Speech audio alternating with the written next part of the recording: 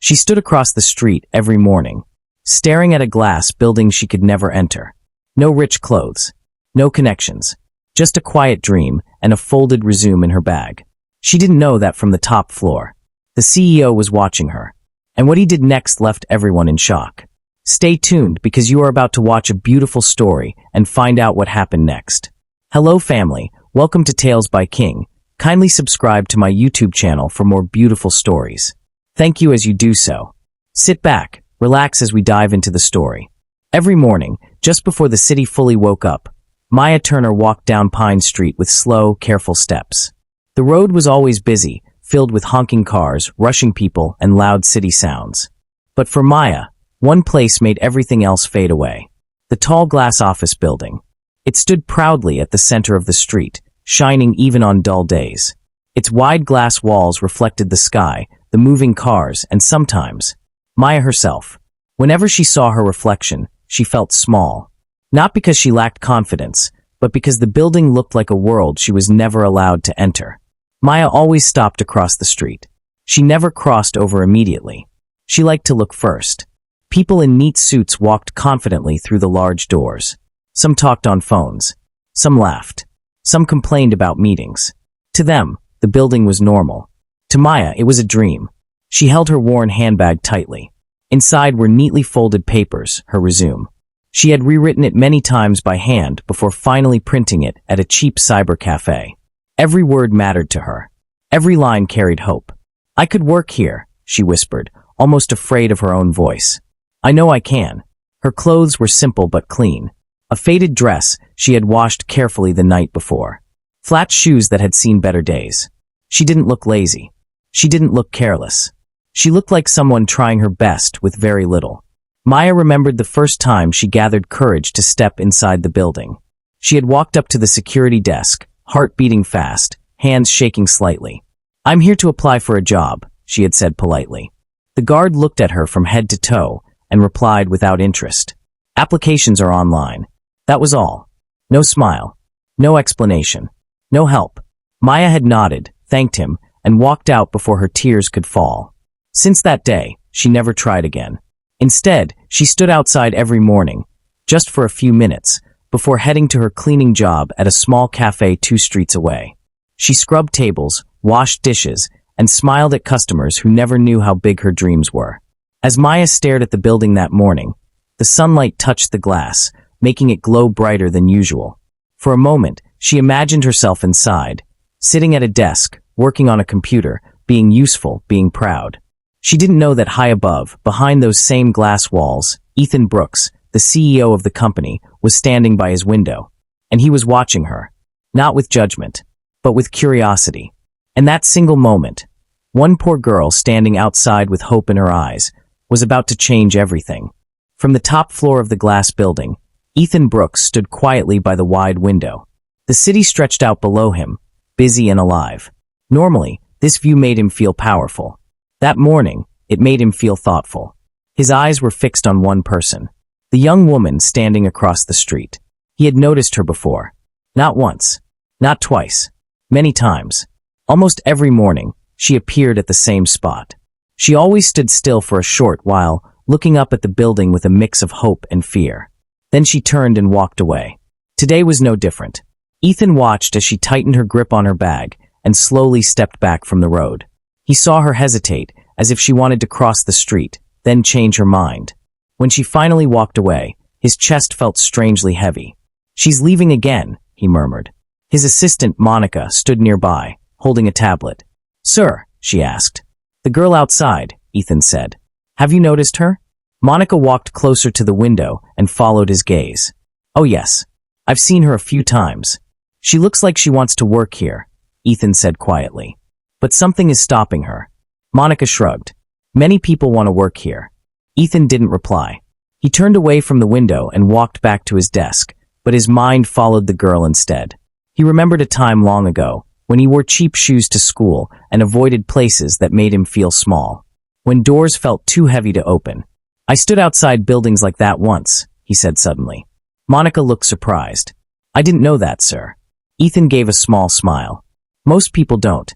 The rest of the day passed, But Ethan couldn't forget the look in the girl's eyes. It wasn't begging. It wasn't laziness. It was quiet determination.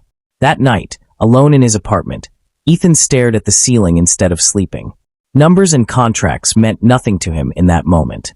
All he could see was the girl standing across the street, believing in a future she couldn't reach. The next morning, Ethan arrived at the office earlier than usual. He went straight to the window. She was there again. This time, he didn't just watch. He made a decision. And that decision was about to change not only her life, but his as well. Ethan's eyes stayed on the street below. The morning was cool, and the air looked slightly foggy around the tall buildings. People moved quickly, holding coffee cups and briefcases, rushing into offices like time was chasing them. But Maya stood still. She was in the same spot as always, across the street, near the small tree by the sidewalk. Her old handbag hung from her shoulder, and her fingers held the strap tightly, like it was the only thing keeping her steady. Ethan took a slow breath. He turned away from the window and walked out of his office.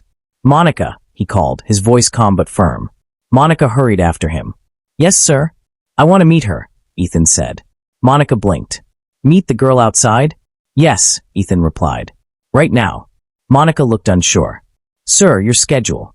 "Clear 10 minutes," Ethan said, not harshly, but with a seriousness that ended the conversation. "And tell security not to stop me." Within minutes, Ethan was in the elevator. He didn't call for a driver. He didn't ask for extra guards. He only straightened his suit jacket and stared at the changing floor numbers, feeling something he hadn't felt in a long time. Nervousness. Not because he feared her, but because he feared the possibility that he might be wrong. The elevator doors opened. Ethan stepped into the lobby. The shiny floors reflected the lights. Workers walked past him, greeting him respectfully. "Good morning, sir." "Morning, Mr. Brooks." Ethan nodded, but he didn't stop. He walked straight toward the front doors. The security guard stood up quickly, surprised. "Sir, is everything okay?" Ethan's eyes stayed on the street outside. "Everything is fine," he said. Then he pushed the glass doors open and stepped out. Across the street, Maya was still standing there. She saw movement near the building entrance and lifted her head. At first, she thought it was just another office worker. But then she noticed the way people inside stopped and turned, the way the guard looked tense, the way the man walked with calm control. Her heart began to beat faster. The man crossed the street. Maya's throat went dry. By the time he reached her, her knees felt weak, and her fingers tightened around her bag strap. Her mind screamed one thought. Did I do something wrong? The man stopped a respectful distance away, not too close, not threatening. He looked at her face gently, like he was trying to understand her, not judge her. "Hi," he said. Maya swallowed. "Hello, sir." Ethan noticed how polite she sounded, even though she looked frightened. "My name is Ethan Brooks," he said. Maya's eyes widened. That name, she had heard it before. People in the city talked about Ethan Brooks like he was a legend. The young CEO who built one of the strongest companies in the state. The man people feared in meetings and admired on television. Maya's voice shook. You're the CEO?" Ethan nodded. "Yes." Maya took a small step back without meaning to. Ethan lifted his hand slightly, like he was asking her to relax. "Please don't be afraid," he said softly. "You're not in trouble." Maya's lips parted, but no words came out. Ethan continued, "I've seen you here many mornings." Maya's cheeks warmed with shame. "I'm sorry," she said quickly. "I wasn't trying to. I admire the building. That's all. I can leave." She turned like she was ready to run. But Ethan spoke again, calm and steady. "Don't leave," he said. Maya froze. Ethan's voice stayed gentle. "I'm not asking you to leave. I'm asking you to come inside." Maya stared at him, confused. "Inside?" "Yes," Ethan said. "Just for a few minutes. I want to talk to you." Maya's heart pounded like a drum. Her mind filled with fear and doubt. What if this is a joke? What if I embarrass myself? What if they throw me out again? Ethan seemed to read her thoughts. "You don't have to worry," he said. "No one will insult you. No one will chase you out. Not while I'm standing here." Maya blinked fast as tears threatened her eyes. She looked down at her shoes, then up at the shining doors behind Ethan. She had dreamed of walking through those doors. But now that the moment was real, she felt like she could barely breathe. She whispered. "I don't have proper clothes." Ethan shook his head. "You have courage," he said. "That matters more." Maya stared at him, and something inside her slowly loosened. She gave a small nod. Ethan stepped aside, letting her walk first. And as Maya began to cross the street toward the building she had only admired from afar, she didn't know that dozens of eyes inside were already watching. Not just watching her, judging her. And the next few minutes would reveal who truly belonged in that building, and who didn't. The moment Maya stepped into the lobby, the air felt different. It smelled like clean glass, expensive perfume, and fresh coffee. The floor was so shiny it looked like a mirror. Maya could see her own reflection, her simple dress, her old shoes, her tight grip on her handbag. For a second, she wished she could disappear. People who were walking stopped for a moment. Some looked at Ethan first, then at Maya. Some whispered. Some stared openly. Maya's stomach turned. But Ethan walked beside her like she belonged there. Not behind him. Not far away. Right beside him. "Head up," he said quietly, only for her to hear. "You're safe." Maya tried. She lifted her chin slightly, though her hands were still shaking.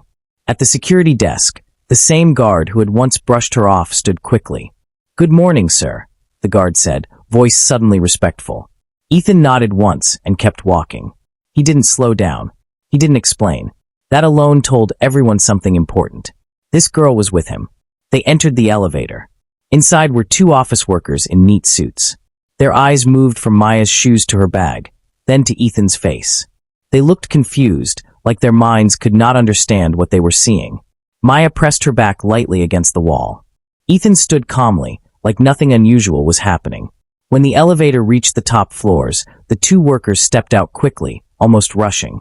The moment the doors closed again, Maya released the breath she didn't know she was holding. Ethan looked at her. "You're doing well," he said. Maya let out a weak laugh.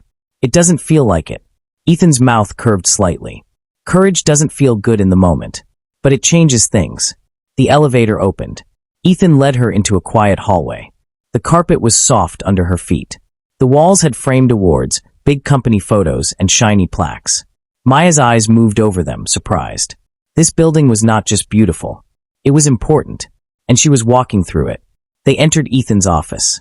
It was wide and calm, with large windows, a clean desk, bookshelves, and a small seating area.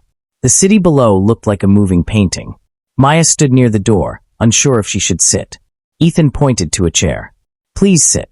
Maya sat carefully, still holding her bag like a shield. Ethan sat across from her, not behind a big desk. That small choice made Maya feel less like a criminal and more like a human being. "My name is Maya Turner," she said quickly, as if she needed to prove she had a name. "I know," Ethan replied. Maya blinked. You know." Ethan opened a file on the table. Inside were papers. A picture. Notes. Maya's heart stopped. "What is that?" she whispered. Ethan spoke calmly. "I asked my team to find out who you are. Not to hurt you. To understand you. I wanted to be sure I was not imagining things." Maya swallowed hard. A mix of fear and shame rushed through her. Ethan leaned forward slightly. "Maya, why do you stand outside my building every morning?" Maya looked down at her hands. The truth felt heavy. "I come because I don't have anyone," she said softly. "No connections. No rich uncle. No big help." She lifted her eyes slowly, and Ethan saw how tired they were. "I finished school," she continued. "Not a big school. But I tried. I was a good student. I wanted an office job. I wanted a normal life." Her voice cracked. "But after my mom got sick, everything changed. I used my savings for her medicine. When she passed, I had no one left.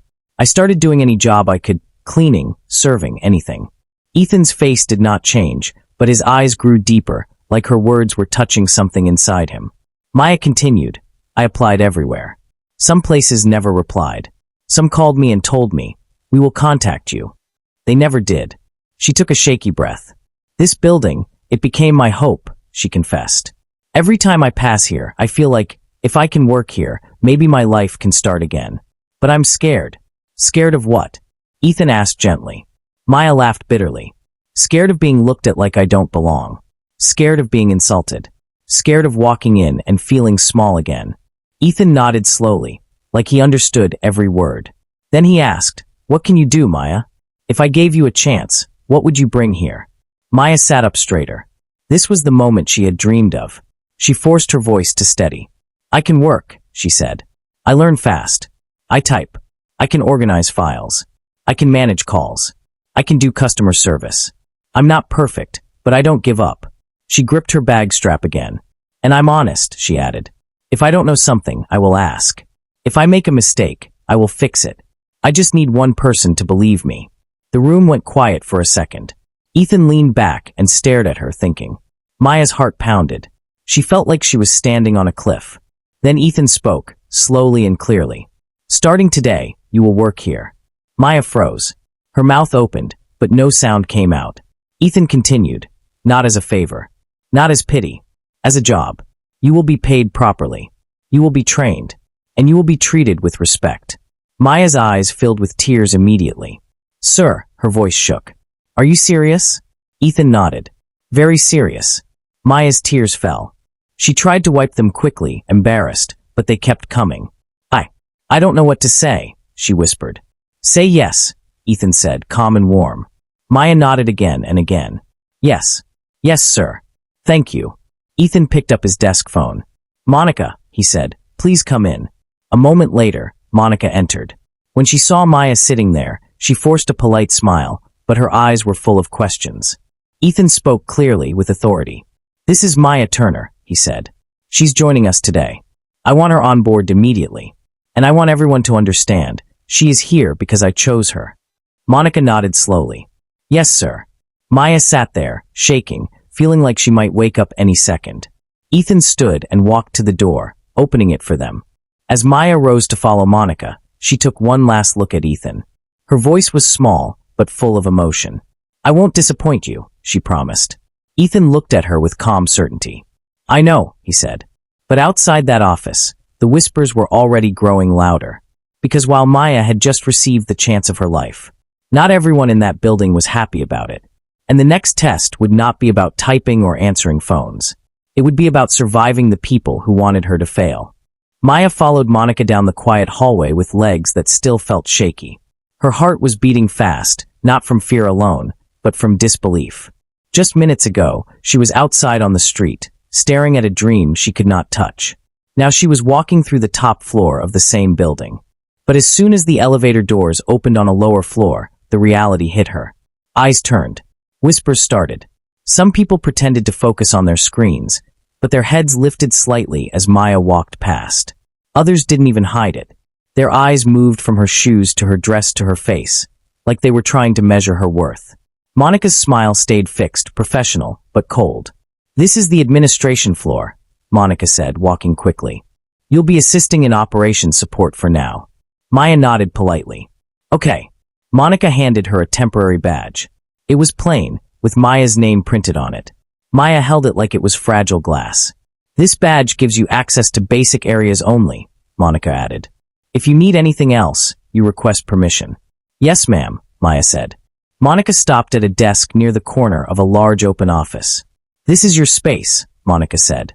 Maya looked at it. It wasn't fancy, but it was clean. A small computer. A phone. A few folders. A chair. To Maya, it looked like a throne. Thank you, she whispered. Monica gave a short nod and walked away. Maya sat down slowly, placed her bag under the desk, and rested her hands on the table. She stared at the computer screen, waiting for it to feel real. Then a voice behind her said, loud enough for people nearby to hear. So this is the street girl the CEO picked up? Maya's shoulders stiffened. She turned and saw a woman in a fitted suit with sharp eyebrows and a smile that wasn't friendly. Behind her were two others, watching with interest. The woman looked Maya up and down. I'm Tiffany Gray, she said. Senior Executive Assistant. Maya stood quickly. Hello. I'm Maya. Tiffany's smile widened, but her eyes stayed cold. Maya, right. So tell me, Maya, what exactly did you do to get the CEO's attention? The two workers behind Tiffany chuckled softly. Maya felt heat rise in her face. Her throat tightened, but she forced herself to speak calmly. I didn't do anything, she said. He offered me a job. Tiffany leaned closer, lowering her voice as if sharing a secret. Listen, Tiffany said. People don't just walk in here because they stood outside. This is Brooks and Hale. People fight to get a seat in this building. Maya swallowed.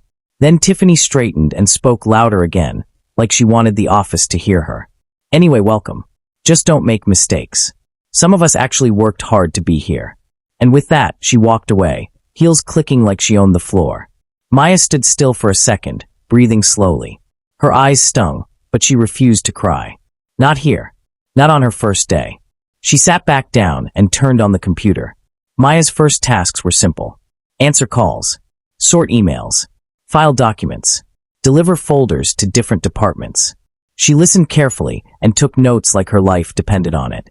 When someone explained something once, Maya made sure they never had to explain it twice.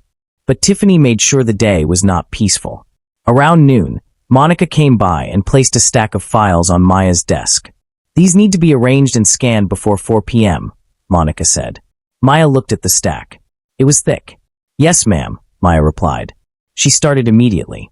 2 hours later, Tiffany walked past and dropped another pile of papers on her desk without asking. Those are old reports, Tiffany said casually. Scan them too, since you're eager. Maya blinked. But I already have. Tiffany cut her off with a sweet fake smile. You want to impress Mr. Brooks, right? Then do it. Then she walked away again. Maya stared at the new pile. It was impossible to finish all of it alone. Her hands shook slightly, but she took a deep breath and started again. She didn't complain. She didn't argue. She worked.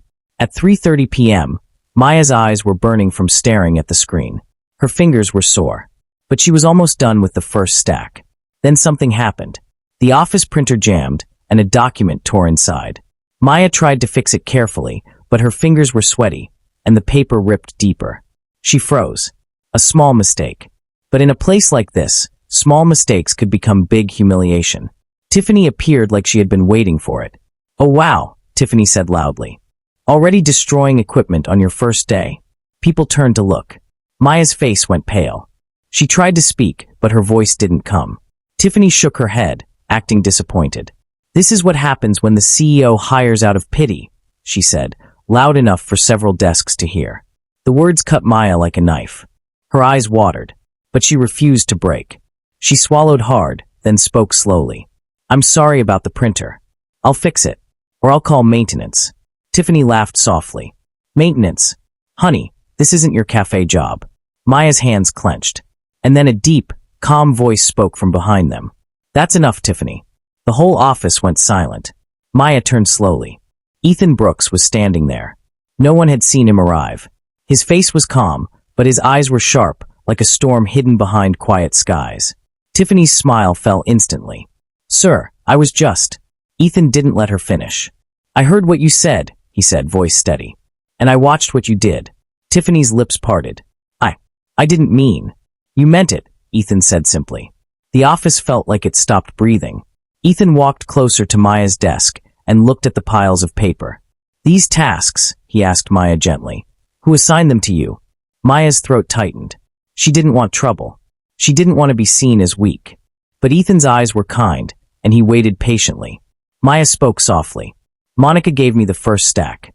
Tiffany added the second. Ethan nodded once. Then he turned to Tiffany. You gave her extra work on her first day, he said. Not to help her learn, but to break her. Tiffany shook her head quickly. No, sir, I was just... Ethan lifted his hand, stopping her. Enough. He looked around at the watching staff. Let me be clear, he said. This company is not a place where we crush people to feel powerful. If anyone thinks they can bully someone because of their background, they have misunderstood what I built this company for. Silence. Pure silence. Ethan turned back to Maya. Are you okay? He asked quietly. Maya forced a small nod, but tears stood in her eyes. Yes, sir, she whispered. I'm okay. Ethan's voice softened. No, he said. You're not okay. And you don't have to pretend you are. That sentence almost broke her. Because nobody ever said that to her before. Ethan turned to Monica. Get HR, he said.